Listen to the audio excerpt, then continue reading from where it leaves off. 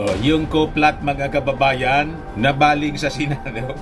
Sa kabagaan niya, Mr. Maravillas. Ganyan talaga po yung politika. Una yung gustong ikodita mga kababayan.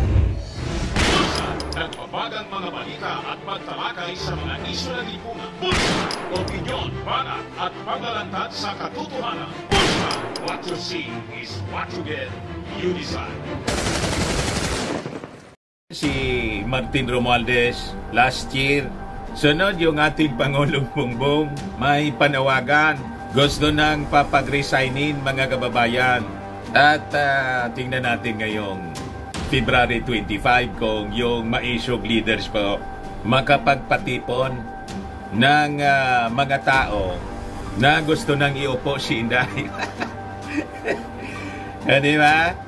O ngayon, yung Senate President naman mga kababayan, yung sabi tinatarget for a possible coup plot. Ito po yung balita ngayon. Zubiri unfazed by rumored Senate coup plot. Senators give full support to Zubiri. He's our inspirational leader. So nag-unite din sila mga kababayan. Pero anya Mr. Maravillas, di ba gusto mong mapalitan na si Mig Zubiri? Kasi nga po, may na yung liderato ni Migs. Mas mabilis po na umaksyon yung ating mga congressmen, lalo na dito po sa issue ng economic charter change. But before ko mga kababayan ibigay sa inyo yung full story, click subscribe mo na dito sa ating YouTube channel and hit the notification bell para lagi po kayong updated sa mga kaganapan dito sa ating bansa. Like and share na rin po ninyo ng ating video. At huwag na rin po ninyo na skip yung ating mga commercial ads para tuloy-tuloy lang ang pag-unlad ng Bagong Pilipinas.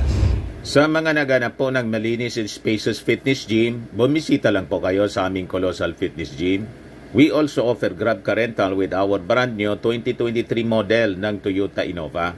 We also accept booking for those who are planning to travel via PAL, Cebu Pacific, and other airline companies, local and international, and bills payment for Meralco bills, PLDT, etc. Kahit saan po kayo gusto na mag-travel, pwede na kayo magpa-booking, online booking po dito sa aming office. Pati sa mga hotels po, may Paymaya po kami at saka may bayad center na rin po.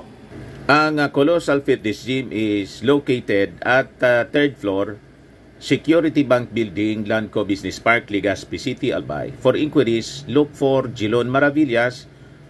Contact number 0966-802-0949. Yan po yung aming Innova. Lagi na pong matao sa amin. Na-set up na rin yung aming mga bagong gym equipment. May treadmill na rin po kami. Ito yung bago naming product na binibenta from South Korea, iGlow Serum. Negosyo siya ng aking anak na architect, entrepreneur, Riz Maravillas po. Tingnan ninyo yung epekto sa kanya before and now. O sa mga inquiries po, dumiretso na lang kayo sa kanya, Riz Maravillas on FB.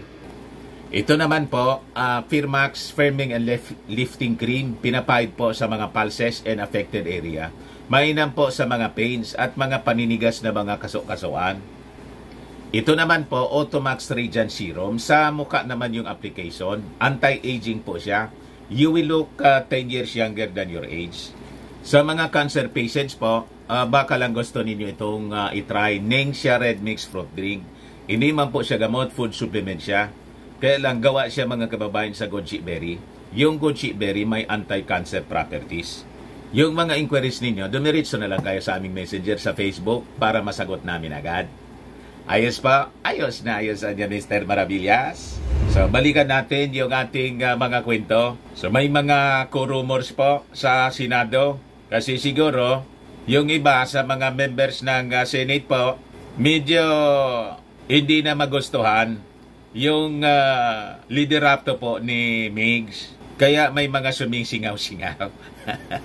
Di ba? Pero ano Mr. Maravillas, unfazed daw si Migs. Yan po ang sabi niya. Pero sabi nga may kasabihan tayo po, pag may usok niya, may apoy. Di ba? So ito yung balita.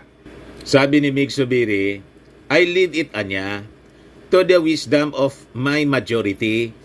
I am extremely honored to serve at the pleasure of my colleagues.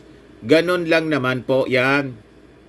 As to where the speculation arose, he mentioned that there is a concerted effort to discredit the Senate, and he found out of the rumored plot to replace him last week. So malangmang may gumagapang po. Di ba? Mr. Maravillas niya, talagang kailangan ng kapalit. Kasi parang hindi nakikipag-cooperate si Migs po sa agenda ng ating Pangulong Bongbong Marcos. Yun nga po, mga kababayan, inuupuan pa rin yung charter change po na ang focus man lang po ng amendment, economic provisions. At nag-agree na sila ni Speaker Martin Romualdez sa harap mismo ng ating Pangulong Bongbong Marcos. Sabi nga ng ating Pangulo, mga kababayan, kayo na anya yung mag-lead and let the Congress adopt it. And in fact po, kahapon, yung Kongreso, mga kababayan, final na nila yung joint Senate and House bill. Ito po yung report ng PTB4.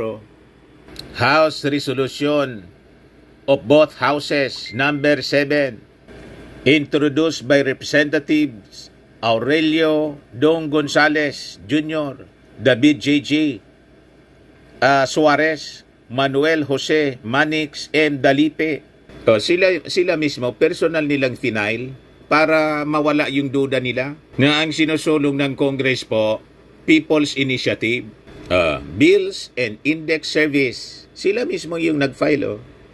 Basahin natin, mga kababayan, yung resolution. Sabi dyan, a resolution of both houses of Congress proposing amendments to certain economic provisions of the 1987 Constitution of the Republic of the Philippines, particularly on Articles 7, 14, and 16. Whereas the Constitution is the supreme law of the land, enshrining the foundations of our nationhood and reflecting the consensus of our citizenry. Whereas the nation's economic policy must be reframed under the demands of this increasingly globalized age, while still protecting the general policy of Filipino first that guides the economic provisions of the Constitution. Whereas there is a need to institutionalize the reforms laid down in the Public Service Act to liberalize industries, promote efficient service delivery, and foster competition as an enduring policy. Whereas our children deserve to have access to the best educational institutions, both Filipino and foreign, to ensure that they receive the best training to become globally competitive citizens in the modern world. Whereas the advertising industry currently already has foreign players, and liberalizing the same is logical and sound policy to attract foreign direct investments in that industry. Resolved by the Congress upon a vote of 3/4 of all its members pursuant to Article 17 of the Constitution, to propose amendments to Articles 12, 14, and 16 of the 1987 Constitution of the Republic of the Philippines with the following proposals. Section 11 of Article 12, National Patrimony and Economy, is amended to read as follows. Section 11, no franchise certificate or any other form of authorization for the operation of the public utility shall be granted except to the citizen of the Philippines or to the corporation or associations organized under the laws of the Philippines, at least 60% of whose capital is owned by such citizens, unless otherwise provided by law. Ano pa, mabilis mga kababayan umaksyon yung ating mga congressmen, at napakalinaw, economic provisions ng very specific yung minimension dito sa resolusyon. Pero ang tagal-tagal po, magtrabaho ng Senado.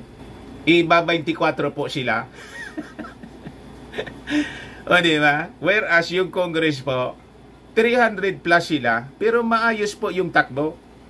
Kasi maayos po yung leadership style ng Speaker of the House. Hindi tulad po sa Senado. Kanya-kanya. Ayan tuloy po, may mga rumors ng kudita. You see? Pero sabi, mga kababayan, suportado pa rin ng majority si Zubiri. Ayan po, senators give full support to Zubiri.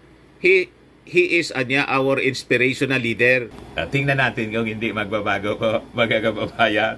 Ang tingin nila, sabi ni Senator Angara, may nag-intrigaan niya. May nag-intriga ngayon sa Senado. At ang tingin daw nila, nasa labas ng Senado. Yung tinutumbok po si Martin Romualdez na naman po siguro or mga congressmen. Yan sabi ni Sani Angara, presumes these rumors are manufactured outside of the Senate. Kasi solid daw sila. Kung meron man, I don't think it will succeed. Tingin ko, yung nag-iintriga galing labas ng Senado, sabi po ni Angara. Wala mang kinalaman dyan yung mga congressmen kasi yung magboboto po niyan, kayo. Wala mang partisipasyon mga kababayan yung mga congressmen sa pagpapalit ng liderato sa Senado. Di ba? Ayan man lang po mga kababayan. Ako po si Dante Maravillas. Bye-bye. God bless.